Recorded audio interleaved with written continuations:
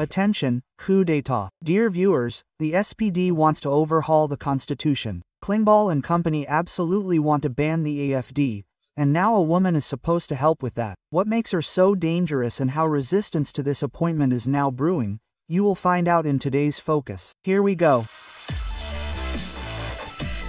The election of the new constitutional judges is to be held by the Bundestag before the parliamentary summer recess in mid-July, and the SPD has nominated 2 women who are both very talented. We will come to the second one later. First up, Frau Gersdorf. I want to talk about her today with my colleague Dominik Reichert. Dominik, we can take a look at an older Marcus Lanz program right away, where Gersdorf appeared and spoke out about the AfD. If there is enough material, I would also be in favor of filing the application for the ban, because that sends a very strong signal from our resilient democracy that it is defending itself against enemies of the Constitution, that there are limits that must not be crossed. But I agree with Mr. Baum, that this does not eliminate the supporters. First of all, the choice of words. Yes, the supporters are supposed to be eliminated, not just the party. Yes, I also find it a bit crazy. I mean, the compact judgment has just restored trust in the judiciary. Well, maybe that's going a bit too far.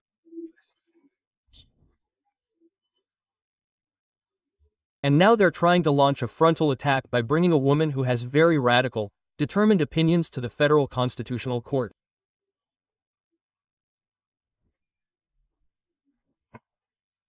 I don't know how they can still tell people about a neutral, independent and uninfluenced judiciary.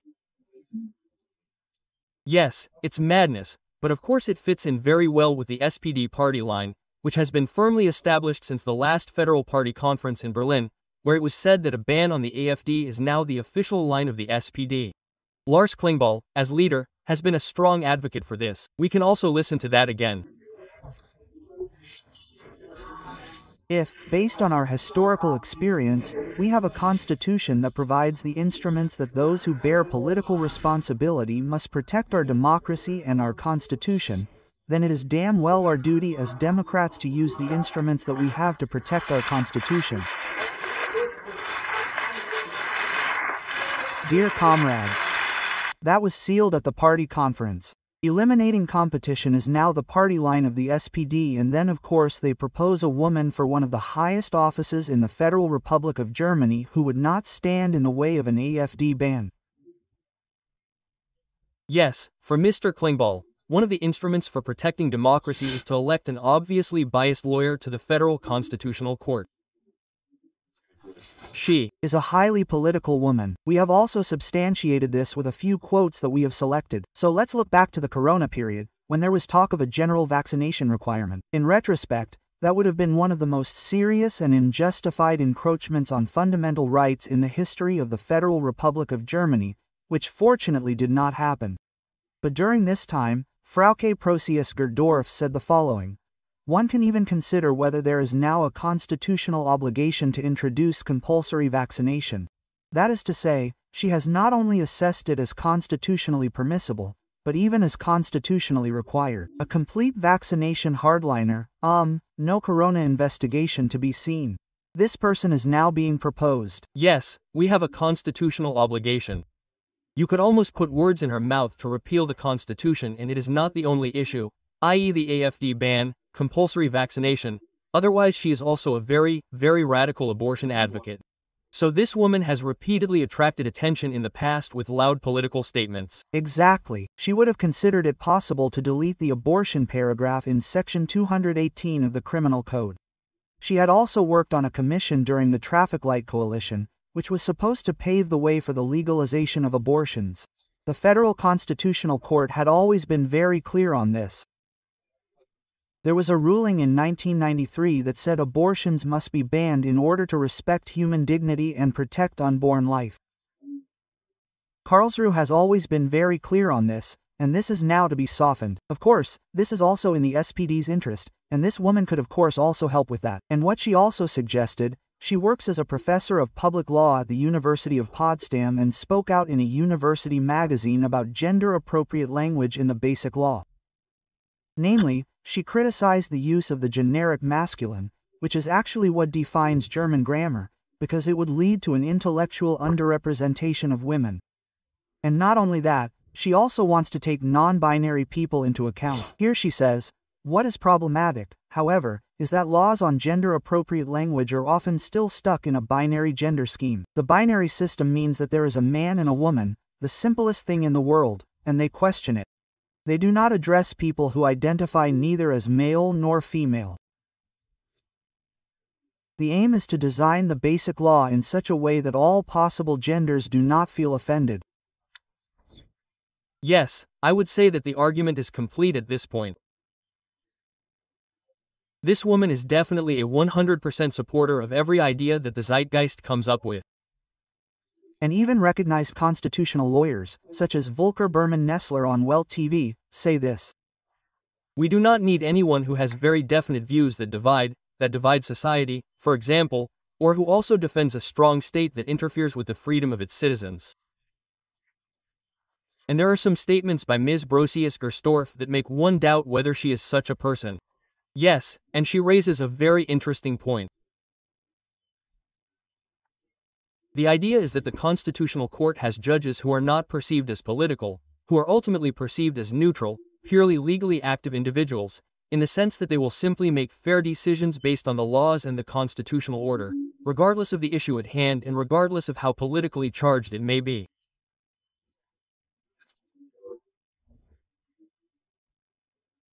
And if such a person sits there, it is clear that anyone who is somehow aligned with the conservative or right-wing camp will immediately feel unfairly treated or perceive this woman as biased, and therefore extremely unsuitable for the federal constitutional court. Yes, I mean, we don't have to fool the audience. There are already highly political individuals on the Constitutional Court. For example, the President of the Federal Constitutional Court, Stephen Harper, who has been President of the Federal Constitutional Court since 2020, has a very clear CDU-CSU background and was even deputy leader of the CDU-CSU parliamentary group. However, the personnel issue is now even more explosive because it specifically concerns this possible AfD ban. Yes, the SPD is practically writing it into its party book that it wants this and is nominating such a woman. That is blatant and is also controversial within the ranks of the CDU. Here, for example, we have a post from Saskia Ludwig. She is a CDU member of the Bundestag. To clarify once again, Ms. Brosius-Gerstorff is extremely unsuitable as a judge at the Federal Constitutional Court and unelectable for any Democrat. Saskia Ludwig has even spoken out in favor of cooperation with the AfD and is, so to speak, somewhat isolated in the CDU parliamentary group, but I have also heard that there is a lot of protest behind the scenes within the CDU against this proposal, against this nomination. Here. This is Lars Wien's comment right below this post that we just saw, and he simply can't let it stand. Perhaps one more thing needs to be said about Lars Wien. He is a journalist at T-Online and one of the biggest information warriors in the so-called fight against the right, and he writes here, "She is considered an excellent constitutional lawyer," writes LTO.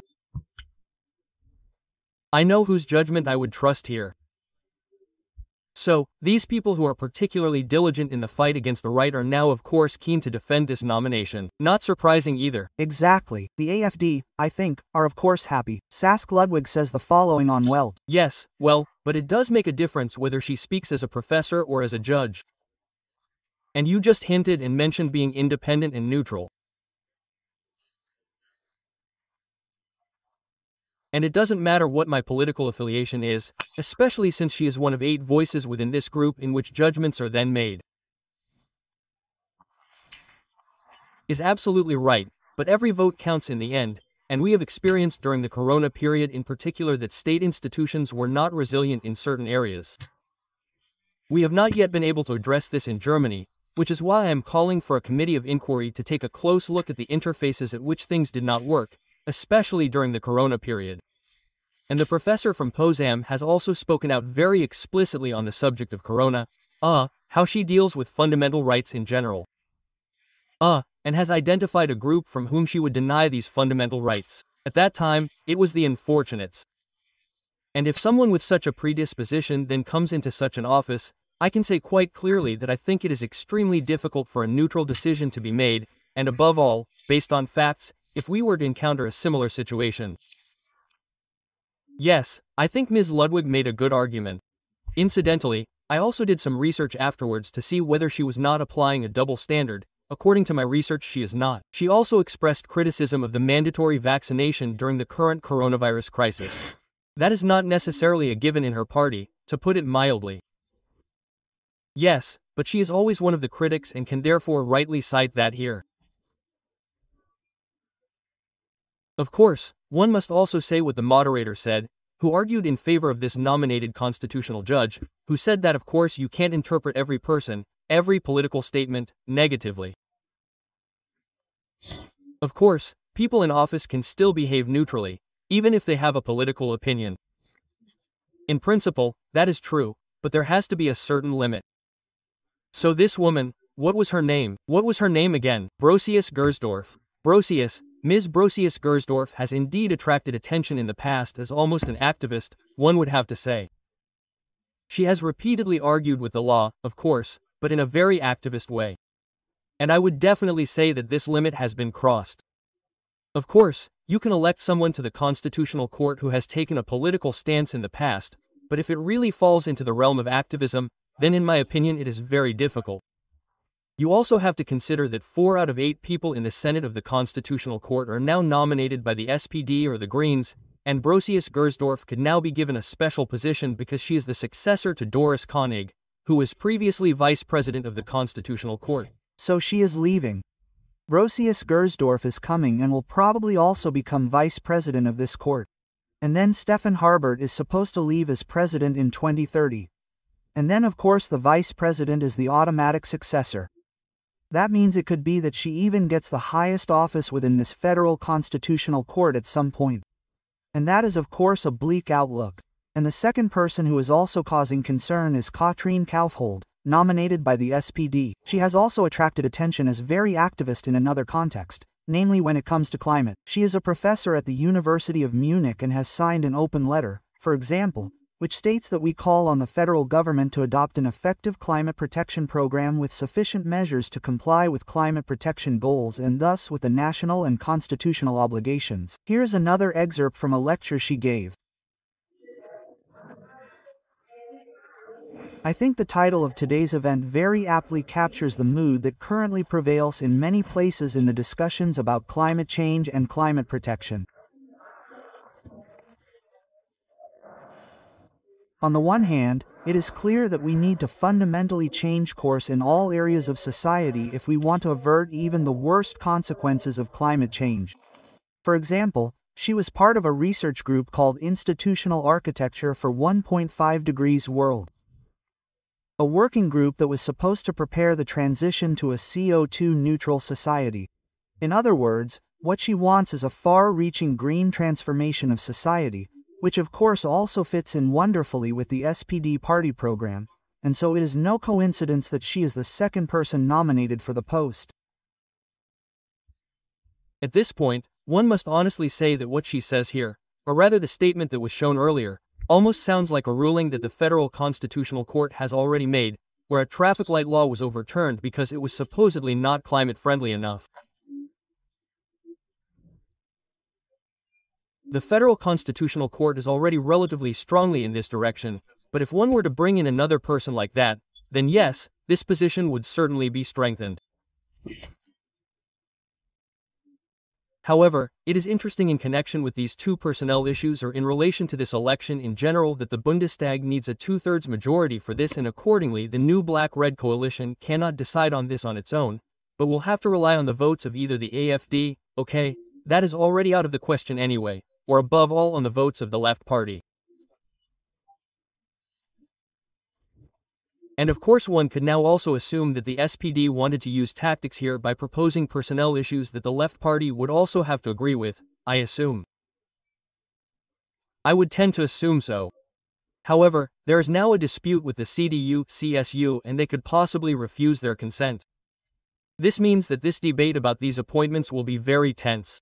Exactly. As you said, Karlsruhe has already ruled that we need to protect the climate and so on. However, the ruling is highly controversial because it is about whether things in the future are justiciable or not, because the justification was, we need to protect the civil liberties of future generations, and that is legally very controversial because it is not actually possible under the law to pass judgment on things that could happen in the future. Yes, so this controversial course, is now being cemented by the personnel, and you said it quite rightly. Yes, so it will be exciting in the Bundestag, as I said. The whole thing is supposed to go ahead this month and the Bundestag needs this 2/3 majority. That means the CDU, CSU and SPD, I honestly believe, okay, Saskia Ludwig has protested, but I honestly believe that the CDU, CSU will agree to this because of course they do not want to jeopardize their governing coalition, their power. So, I think the CDU, CSU will stick to its course. Of course, they will need the Greens as well. So that is of course a nice concession. They will then need either the AfD or the Left Party. The AfD is of course out of the question. They keep saying that the firewall should be up. That means they have to approach the Left Party. And it is quite interesting what price the Left Party is demanding for this. Here, for example, Clara Bunger, the legal policy spokeswoman for the Left Party parliamentary group,